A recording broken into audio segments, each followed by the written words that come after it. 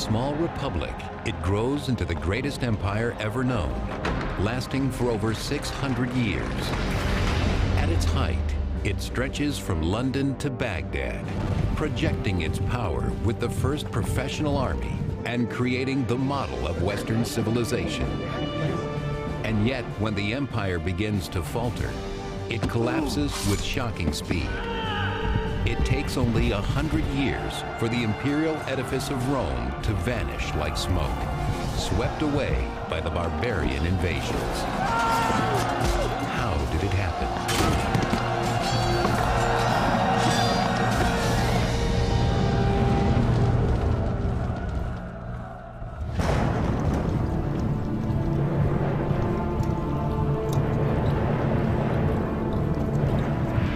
It is late in the 2nd century BC, 100 years before the crucifixion of Christ, a decade before the birth of Julius Caesar. Rome is facing a transition, one that will change its fundamental character forever. It comes at a time of conquest. Rome has come off 150 years of really successful foreign expansion. They've defeated Carthage, their great enemy across the Mediterranean Sea in Africa, and they've begun to expand to the north, and they've made big conquests that are hard to keep in Spain.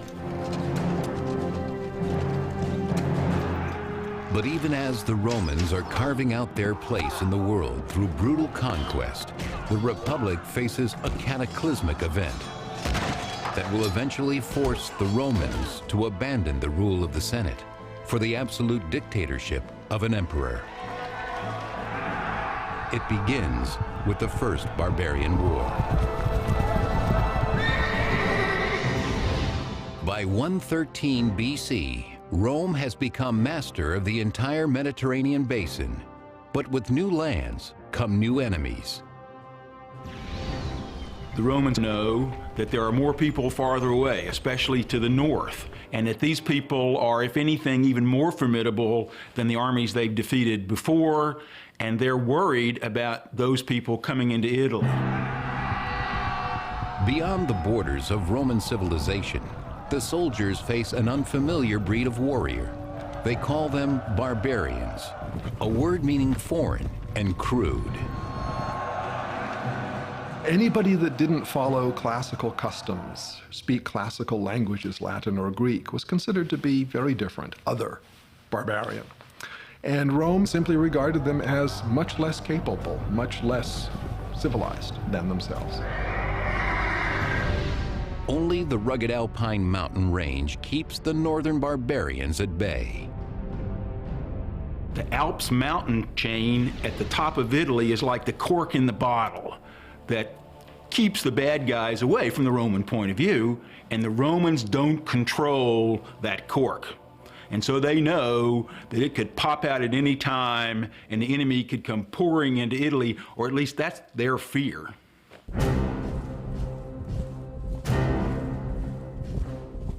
Against this growing barbarian menace stands the Roman army, a volunteer militia which prides itself on being well-ordered, well-trained, and well-armed.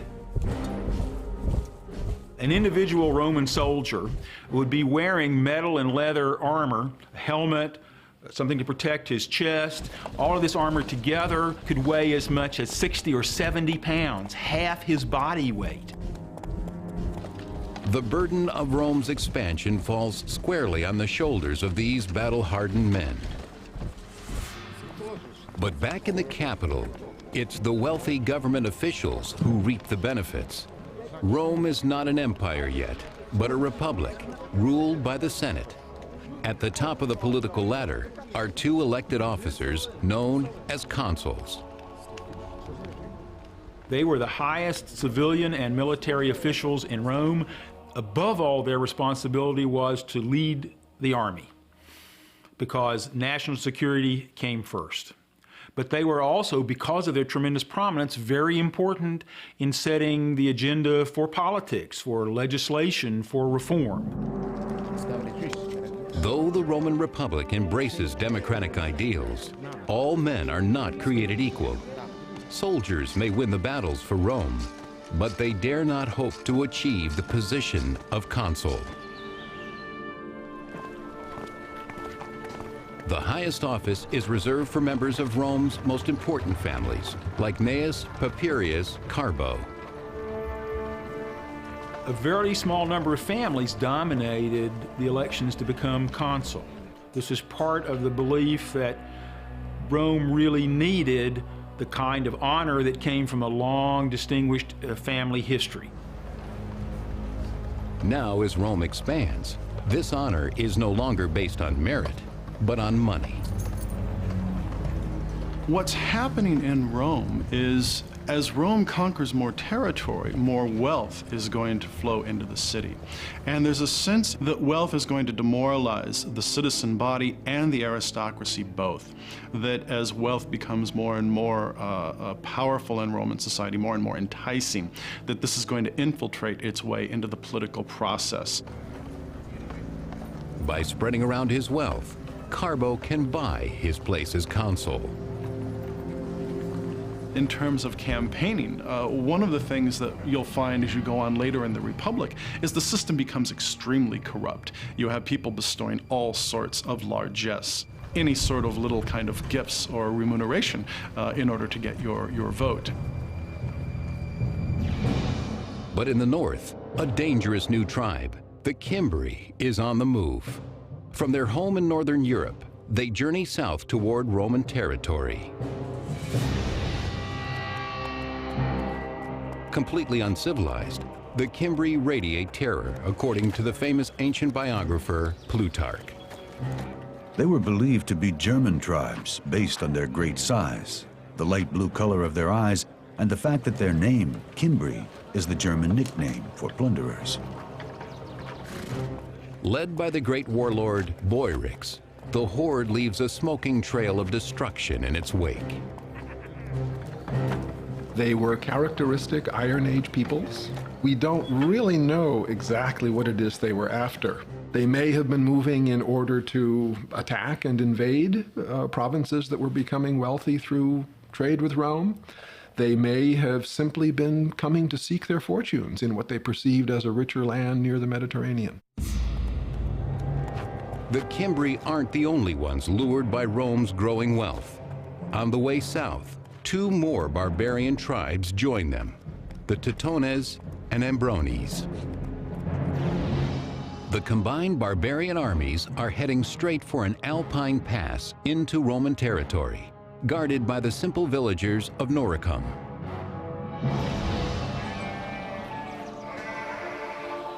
Though Noricum is not a Roman territory, its proximity to the Roman border ties its people closely to the Republic.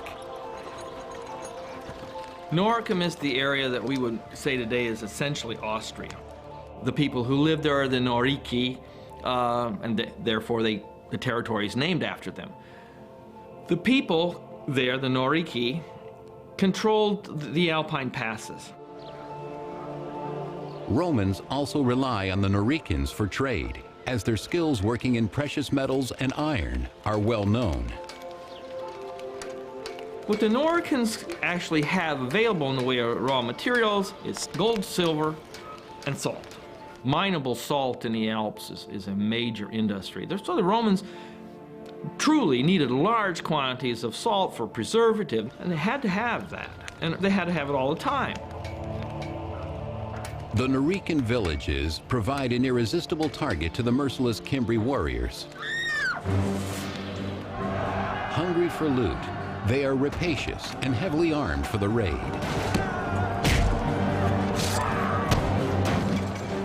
By the period we're talking about, the 2nd and 1st centuries BC, the Cimbri had very effective swords, spears, shields, helmets are rarer, but they were fully equipped with very able kinds of weapons. But the barbarians are after more than the Noricans' wealth. The northern barbarians who were migrating, what they wanted above all was land. They weren't there to raid and leave, they wanted to live next to the Romans. The craftsmen of Noricum stand no chance against the warriors of the north.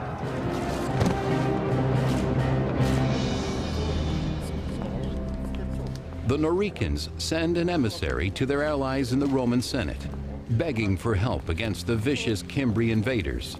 They seek out the aristocrat Carbo, whose politicking has finally paid off. He now holds the post of consul, the most prestigious office in Rome. Carbo orders his aide to begin preparations for war. He has just 1 year to win the glory and riches that come from battle. We're talking about needing to show the qualities of leadership through a display of manliness.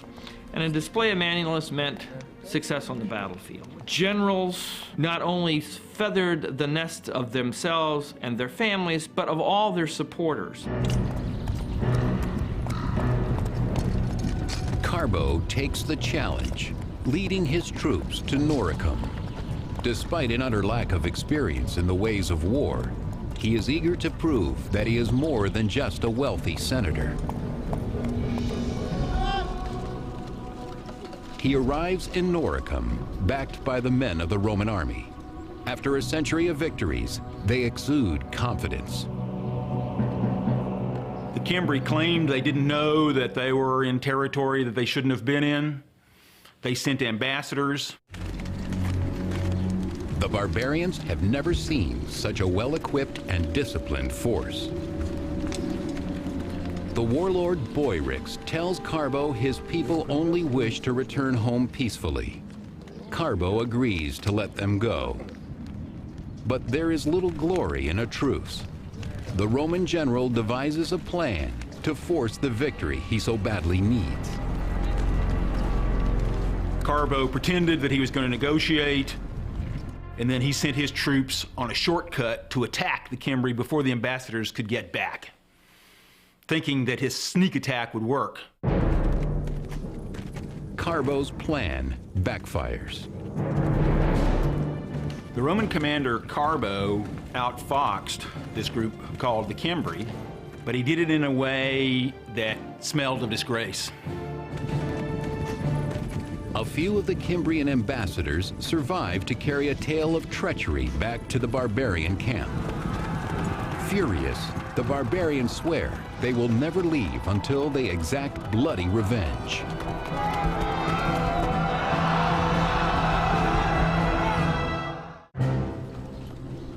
In 113 BC, the Roman general Carbo parleys for peace with violent barbarians, the Cimbri. Then he turns around and murders their ambassadors. His treachery enrages the barbarians, who value honor above all else. Vowing to avenge their fallen comrades, the Cimbri strike back with swift and sudden fury. Classical biographer Plutarch. Their courage and daring were irresistible. They rushed into battle with the speed of a raging fire. Nothing could stand up to them.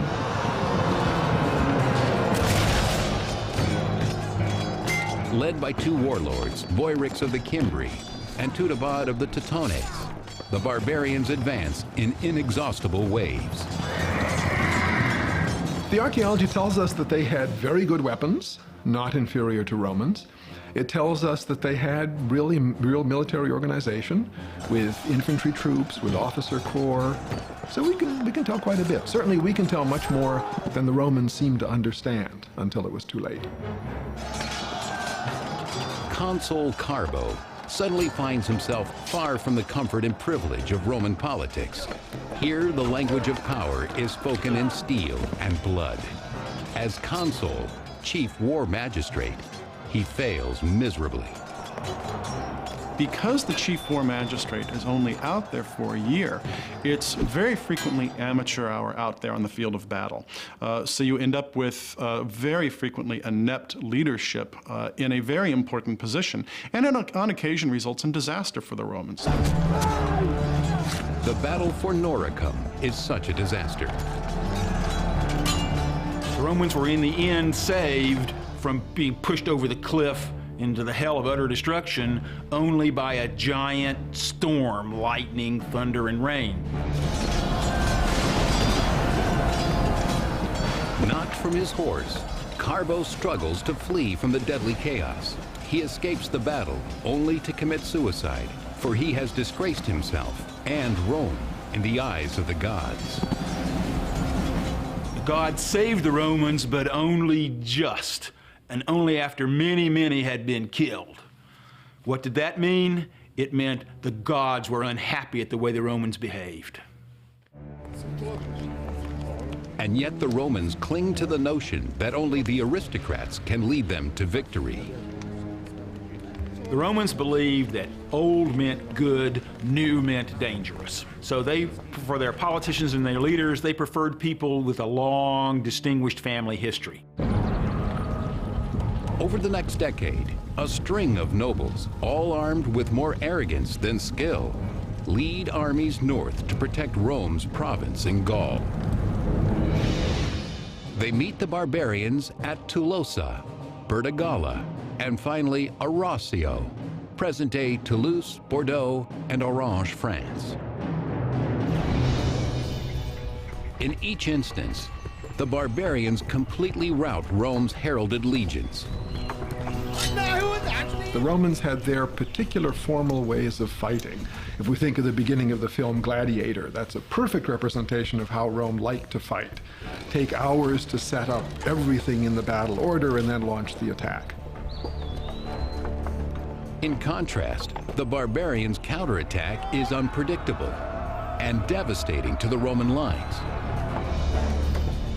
You have these lines of men, and if the person next to you goes down, the person behind will step into that gap. And death would be much, much more intimate.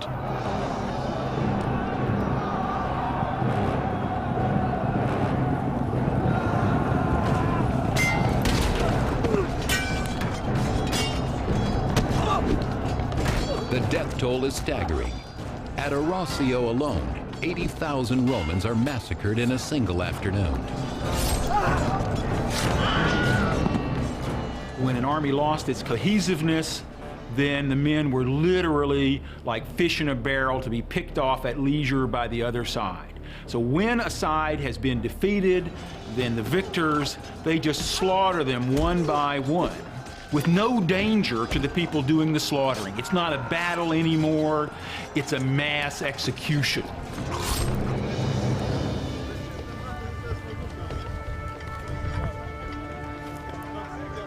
By 105 BC, the Cimbri and their allies desire much more than Roman blood and booty.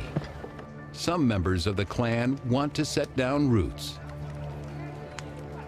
They were farming peoples, they engaged in trade, they lived in small villages. People were growing wheat and barley, rye, oats, millet, a whole variety of different kinds of cereals. They were raising lentils and peas and beans and other kinds of garden crops. Cattle were extremely important.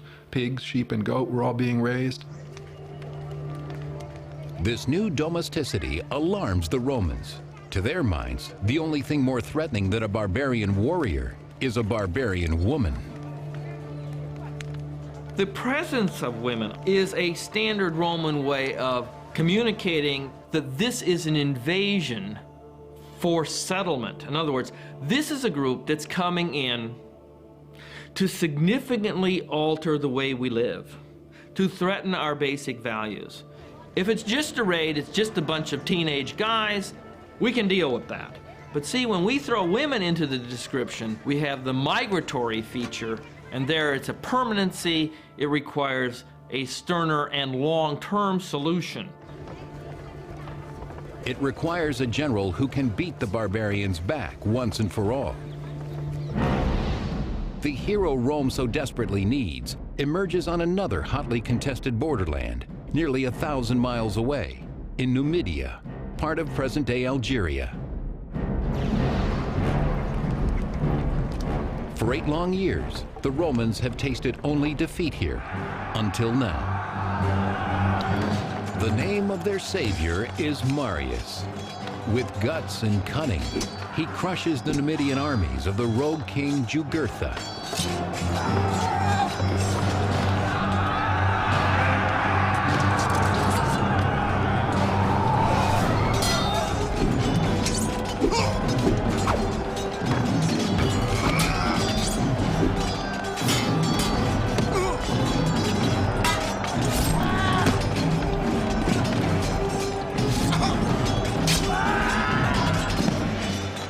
Rome needed great soldiers, and Marius was the greatest Rome had yet seen. Both because he was a great commander, Marius could pick the right time and the right place for a battle, but also because he won his soldiers' loyalty and affection by getting down and digging ditches with them, by eating the same rough food, by being in better shape than even they were, and they were the best conditioned soldiers in the world. He comes by his common touch naturally, for Marius is no aristocrat. Still, he speaks of his humble background with pride. I cannot point to my ancestors, but I can show medals and other military honors, to say nothing of the scars on my body, all of them in front. These are my title of nobility. Now, as the northern barbarians close in, the Romans turn to Marius, their last and best hope. At the end of the 2nd century BC, a violent barbarian tribe, the Cimbri, along with their allies the Teutones and Ambrones, lay waste to the northern frontier. A horrified Rome turns to its greatest general and new consul, Marius. He's a proven military commander, and you don't want to fool around when you have Teutones and Cimbri who have defeated army after army. You really want to take care of the problem urgently, and so you want to send a capable leader out on the field. But even the great Marius cannot lead without men to follow him. Devastated by a decade of war, Rome faces critical troop shortages. If you have as many men lost to the German tribes in 113 and 109 and 107 and 106 and 105, as the Romans did, that's going to traumatize Roman society pretty severely.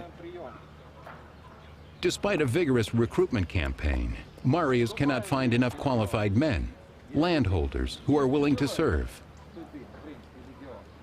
To be in the Roman army in the High Republic, you had to have a property qualification. You had to be a person of means, and this causes some problems for the Roman army because there's a problem with manpower. Marius's solution is as simple as it is radical. He sends his recruiters out to seek soldiers among the landless poor. You don't have to be a property holder to be a Roman citizen, so why should you have to be a property owner to be a legionnaire? Many people wish to be soldiers. It's a good job, and it's probably an exciting job. Opportunities for booty, wine, women, and song, chance to see the world at government expense, etc. The same things that we see on our recruitment posters. Marius said anybody can be in the army. This then gave the Romans a much greater pool of men on which to draw to strengthen their legions, because in Roman society there were many, many, many more poor than there were middle class. The old guard judges recruits by their income. Marius judges his by their fighting potential. Stand up against a legionary and you can stand up to the barbarians. By extending the search for legionnaires down into the proletariat, what that rather quickly does is it makes the ordinary soldier even more dependent upon the success of the commander. The general is expected to provide for his men and to provide for them as soon as he can, and to be generous. Lured by the promise of wealth, a new breed of Roman soldier marches to war. Marius pledges to give them all the tools and skills they need. I will teach you to strike down an enemy. Fear nothing but disgrace, to sleep on bare ground and work hard on an empty stomach. In 104 BC, Marius and his army set off for Gaul to meet the Cimbri. In a stroke of good fortune for the Romans, the barbarians choose that very moment to leave Gaul and raid Hispania instead. It is a tactical mistake that buys Marius valuable time. Marius molds his new army from the ground up.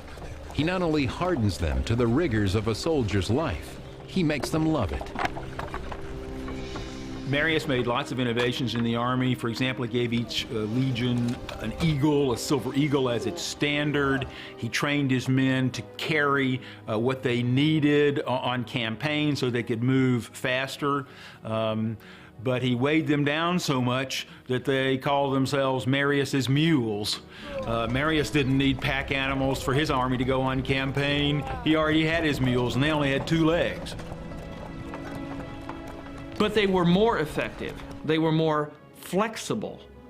And it's the flexibility of the legions that is enhanced by Marius's military reforms, including the standardization of equipment. Well-equipped and unified in spirit, Marius's mules are transformed, but untested. 2 years pass with no sign of the barbarians. Still, the fear they inspire remains. Panicked, the Romans ignore their own ancient traditions about term limits and re-elect Marius consul, the chief magistrate of war. I think part of the problem is to deal with the threat from the north, you have to give Marius this extraordinary command where in 104, 103, 102, 101, 100, he's consul. Boom, boom, boom, boom, boom. At last, in 102 BC, the Phantom Menace becomes real.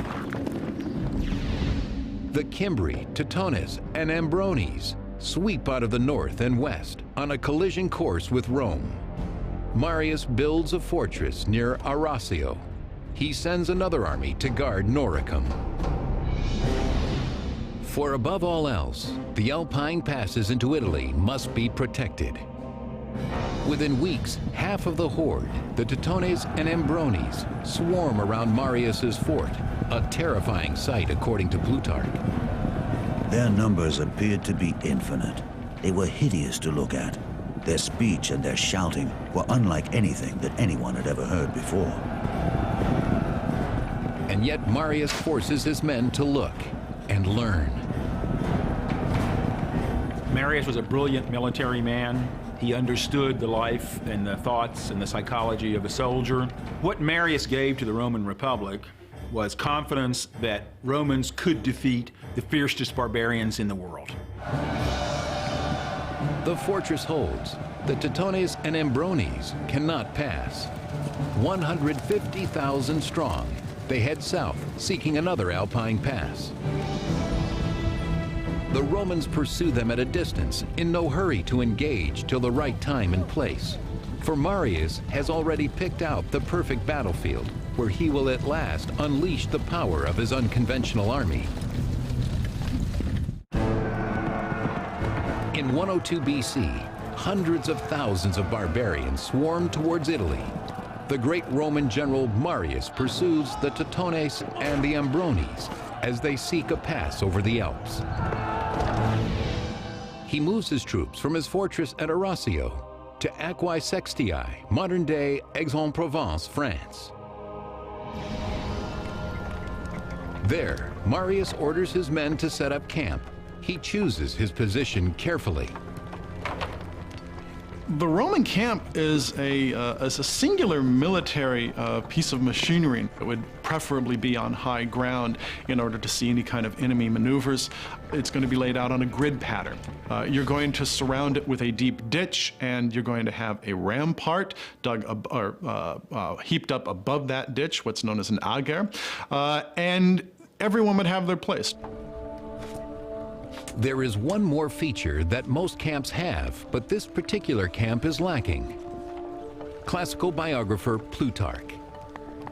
Marius chose a place that was not very well supplied with water. They said he did this deliberately so as to encourage his soldiers to fight.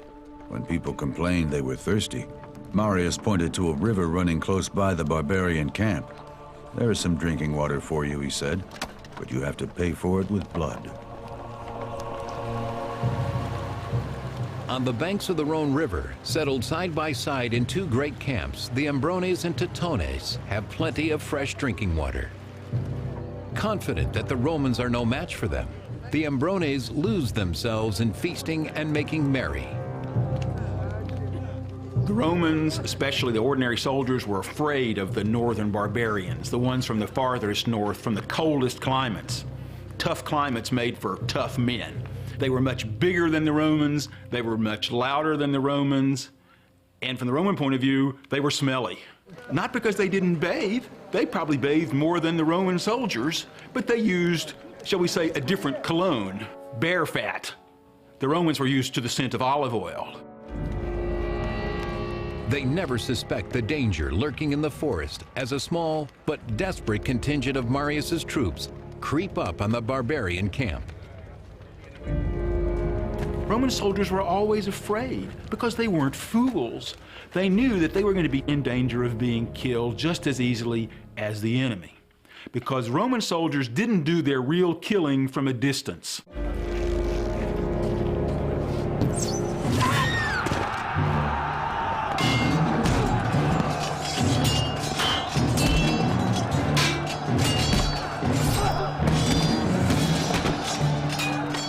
Marius's mules throw themselves into the skirmish, but the barbarians swiftly rally in overwhelming numbers. Just as defeat closes in on the Romans, Marius orders reinforcements into the fray. Re-energized, the Romans push the Ambrones back to their camp. There, the battle takes a strange turn, as Plutarch reports. The women came out armed with swords and axes and making the most horrible shrieking. They threw themselves into the thick of the fighting, and though their bodies were gashed and wounded, they endured it to the end with unbroken spirits. The barbarian women always came to the battlefield. Sometimes the women would pull the wagons up right behind the men so that they couldn't retreat from battle. They'd block them in. The women were so aware of their sense of honor and liberty that they thought death was better than retreat.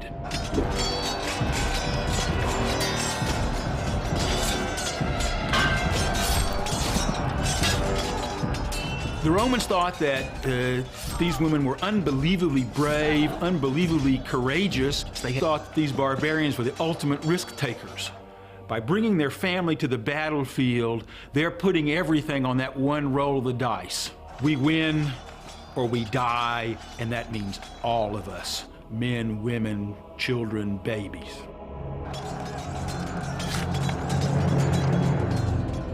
But the Romans also have something to protect: their honor and homeland. With the skills that Marius has taught them, they earned their first victory over the German invaders in more than a decade.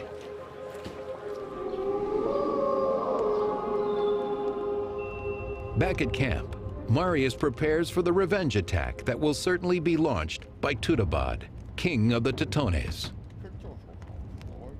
In Quaesextii, he faced a really difficult tactical situation. As usual, the enemy far outnumbered the Romans. But Marius, always able to choose the right time and the right place, carefully selected the terrain. He lays a trap with his trusted captain, Claudius Marcellus. Marius sends Marcellus with 3,000 men into the woods behind the Teutones camp. He instructs them to lay low until the fighting begins. The barbarians, spoiling for vengeance, charge up the hill to the Roman camp, just as Marius has planned. They meet a wall of swords, according to Plutarch. Marius himself fought in the front rank, putting into practice the orders he'd given his soldiers. For he was in as good training as anyone, and in daring, he far surpassed them all. This battle was a real test of Marius's philosophy in creating his mules that were strong enough to stand up with all of their armor and to stay in position and hold their discipline even when the enemy was yelling and charging with a fantastic fierceness. And then in full armor rush them with their swords so that they could be like a flying wedge coming downhill and smashing the enemy. As Marius and his men force the barbarians back, Marcellus and his cohorts burst from the woods. Together they snuff out any hope of retreat for King Teutobod and his warriors. The body count defies imagination. The Romans slaughter more than 100,000 Teutones. The rest they take as slaves, spoils of war that will make Marius's mules and all of his supporters rich. His patronage is not just to the soldiers. He is very generous to all Romans of all ranks. Marius, by monopolizing power at the very top, in reality becomes the patron of even members of the senatorial class. Swept up by the barbarian fever, the Romans once again elect Marius to Rome's most important office. He will serve as consul for an unprecedented 5th term. There was such an immense fear that the barbarians would come pouring in through the gateway of the Alps, which the Romans didn't control, and lay waste to Italy and sack Rome. Politics has to take the hindmost. For Rome is not out of danger. Marius has only crushed half of the barbarian horde. The Cimbri, the most fearsome barbarians of all, are still on the loose. While Marius is in Rome, the Cimbri break through the Roman fortifications at Noricum. The enemy has at last breached Italy's borders and is ravaging the Po Plain. Clearly, only one man has the courage and cunning to meet this new crisis: Consul Marius.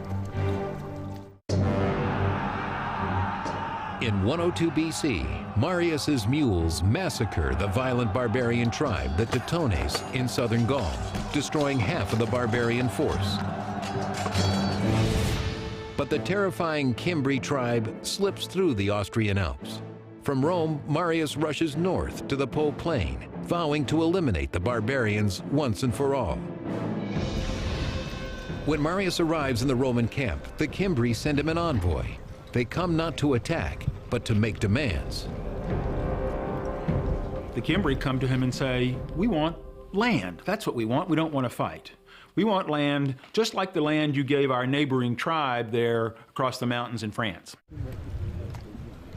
The Cimbri apparently haven't heard about the disaster that has befallen their Teutone comrades.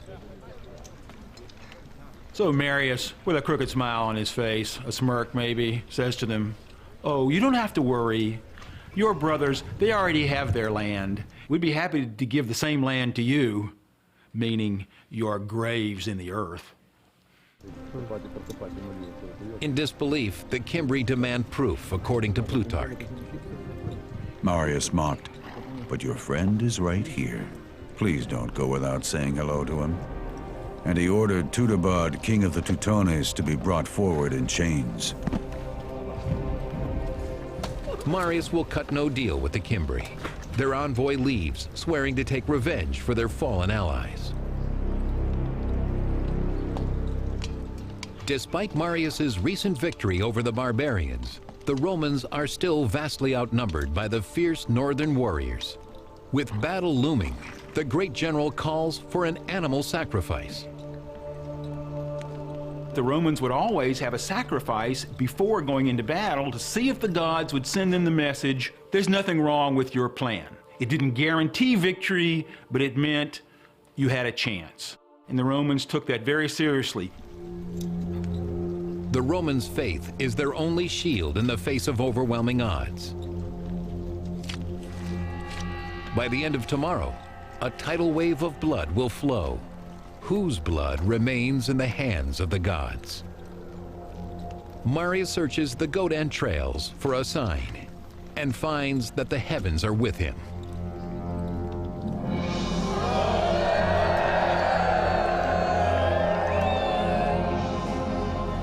In 101 BC, all Rome holds its breath as two mortal enemies meet outside the hamlet of Vercelli, Italy.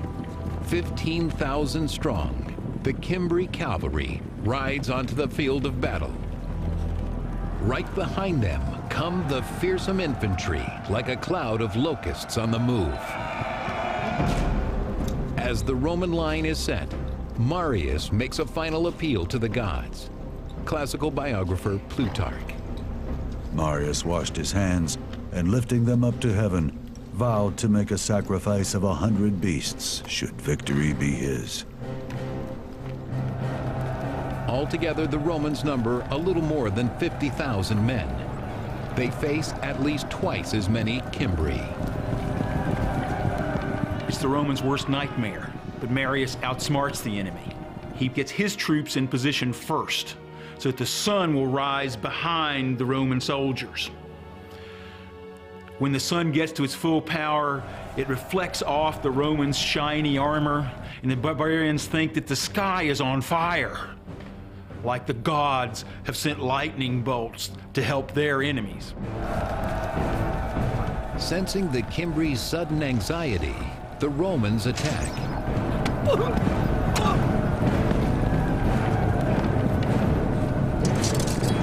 The Romans do have slingers, they do have archers, but the foot infantry is the mainstay of the battle. You're going to get blood on you, you're going to hear the groans of the person you're killing, the person who's getting killed next to you. You can't tell what's going on behind you or to the side of you because you're wearing a helmet. You can hardly hear and you can only see straight ahead. It required courage and dedication and overcoming your fear to an overwhelmingly amazing degree. At Vercelli, the Romans wipe out 120,000 Cimbri. More importantly, they cast out the shadow of fear that has terrorized Rome for 13 years. Marius returns home from the Cimbrian War a hero.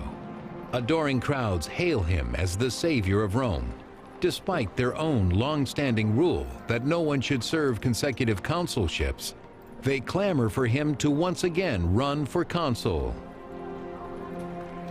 As Marius is doing this, he's moving little by little toward becoming, in the eyes of the people, a permanent head of this enterprise, so that we're approaching having an emperor.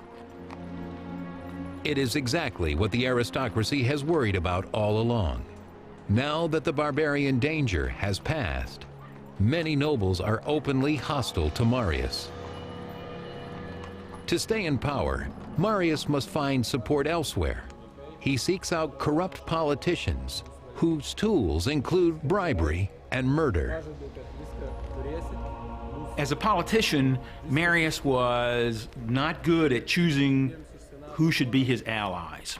The battlefield of politics was one in which Marius was not decisive and wasn't insightful the way he was on the battlefield of javelins and swords.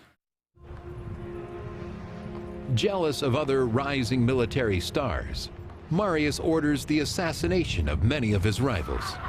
Under Marius's leadership, violence, not debate, becomes the currency used to settle political differences. He has saved Rome, only to cut out the heart of the Republic. Yet Marius never loses the love of the people. In 86 BC, shortly before his death, they elect him to an extraordinary 7th consulship. He left a legacy of power in the hands of the military. He left a legacy of popular support for one man in power. It's a hinge event because the balance of power will shift. Instead of 10 or 20 ruling families controlling the consulship, you'll start to have just these grand warlords. The power of money, the power of having all of those men behind their back, whether through actually in the form of giving them political support or actually using it as a potential threat to go against their political enemies. It's going to really be a problem for the Roman government down the road. As the empire starts a long, slow slide into dictatorship, Rome is launched into an apocalypse of political injustice and endless war from which there is no return. Next on Rome, rise and fall of an empire. As Roman conquest continues, captives from the conquered lands pour into the slave pens and arenas. Out of these, one man rises up, launching a violent rebellion. His name rings like a call to freedom, Spartacus.